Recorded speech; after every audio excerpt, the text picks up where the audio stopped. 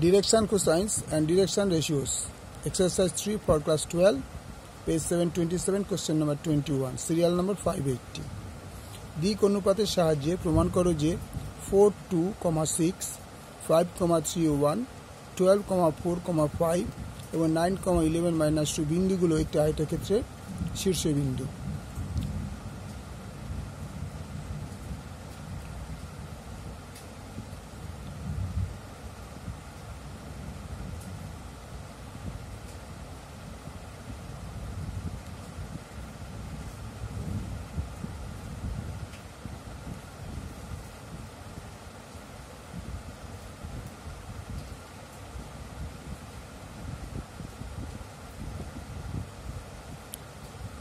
A B C D একটি আয়তক্ষেত্র।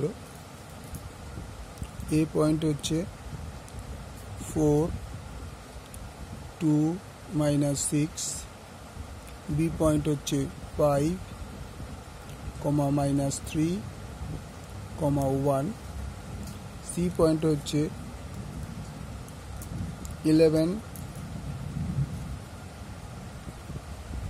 C point হচ্ছে 12, 4, 5 আর D পয়েন্ট হচ্ছে 11, 9, 2। তাহলে ফার্স্টে আমাদের বার করতে হবে AB এর দিক অনুপাত।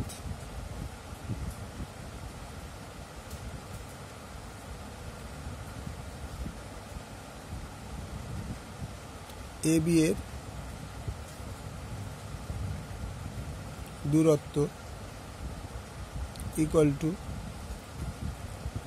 5 - 4 হোল স্কোয়ার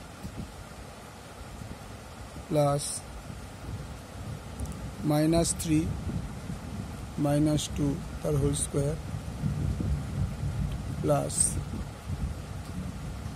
1 + 6 তার হোল স্কোয়ার। তাহলে কত দাঁড়াবে? এটা 1 স্কোয়ার, এটা প্লাস -6 তার হোল স্কোয়ার, -5 তার হোল স্কোয়ার প্লাস 7 তার হোল স্কোয়ার ইকুয়াল টু কত হবে? 1 স্কোয়ার 1, 25 আর 49, তাহলে √75। AB এর দূরত্ব হলো 75। তাহলে AB এর দিক অনুপাতগুলো, সুতরাং AB এর দিক অনুপাত সমূহ অনুপাত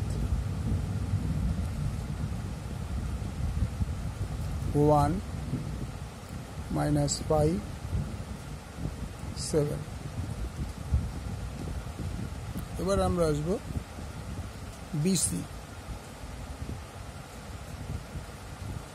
BC এর দূরত্ব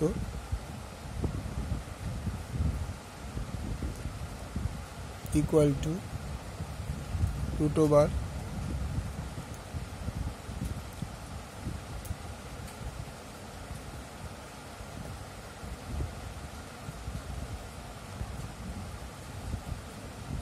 তো DC এর দূরত্ব চাই। DC এর দূরত্ব হচ্ছে 12 - 11 তার স্কোয়ার, 4 - 9 তার স্কোয়ার, 5 + 2 তার স্কোয়ার ইকুয়াল টু 1 স্কোয়ার -5 তার স্কোয়ার প্লাস 7 তার স্কোয়ার।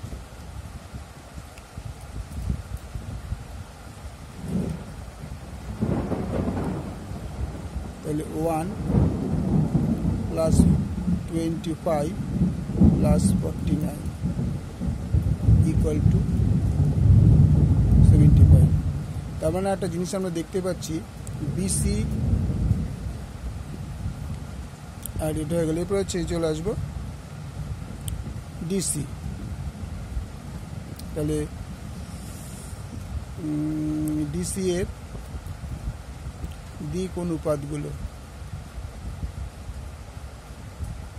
অনুপাত 1, -5, 7।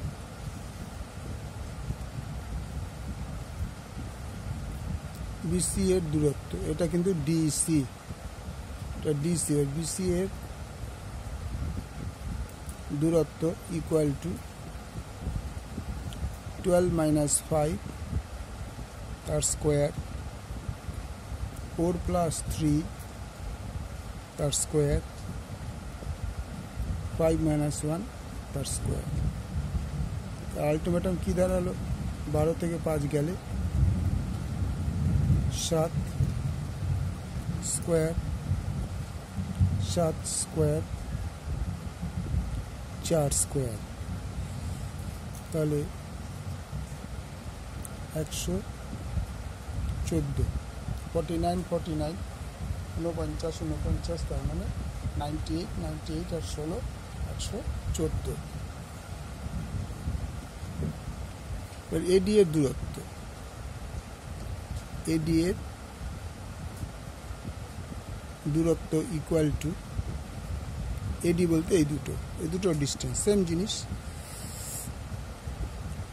11 - 4 স্কোয়ার প্লাস, জিনিসটা এরকম, এডি থেকে ধরেছি, এটা থেকে এটা মাইনাস করতে হয় আর কি। আগে আমরা বলেছি আগের অঙ্কেতে সব 9 - 2 তার স্কোয়ার প্লাস -2 + 6 তার স্কোয়ার। তাহলে কি দাঁড়ালো? এটা হচ্ছে 7, তার মানে 49, এটাও 7, 49, এটা 4, 16, তাহলে যোগ করে পাওয়া গেল 114। এবার জিনিস খেয়াল করে দেখো, এবি ইকুয়াল টু পেলাম 75 ডিসি, এবং আর কি পেলাম না, বিসি ইকুয়াল টু এডি। তাহলে এমনিতে আমরা এখন খালি চোখে বুঝতে পারছি যে এটা একটা আয়তক্ষেত্র, যেহেতু বাহু দুটো সমান হয়ে গেল, তাহলে এটা একটা আয়তক্ষেত্র। তাহলে আমরা আয়তক্ষেত্রটা কীভাবে প্রমাণ করব দেখো। সুতরাং A1, A2, B1, B2, C1, C2 equal to, আমরা কি পেয়েছি, দিক অনুপাত হচ্ছে 1 - 5, 7, আর ডিসি পেয়েছিলাম 1 - 5, 7। তাহলে প্রথমটা কি করব, A1 × A2,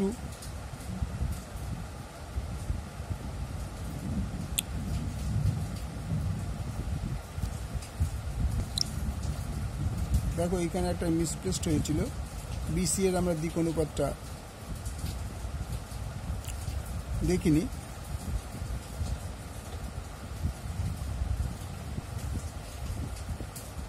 তাহলে দিক হচ্ছে, আচ্ছা তাহলে এর ডিসি এর দিক অনুপাত কত, 1 × 1 আর হচ্ছে 7, 1 × 7 প্লাস বি কত, 7, 7 ×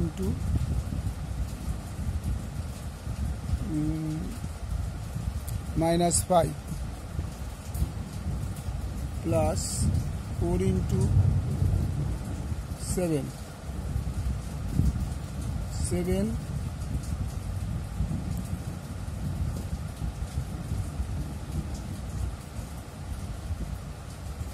-35 plus 28 equal to 7 plus 28 minus 35 equal to 0.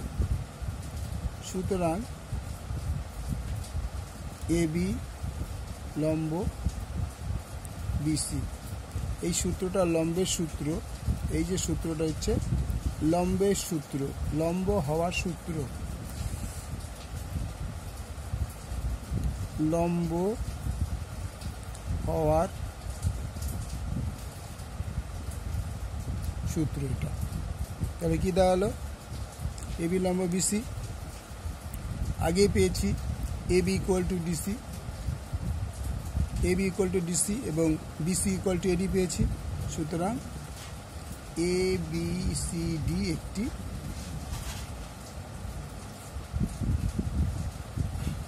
আয়তক্ষেত্র।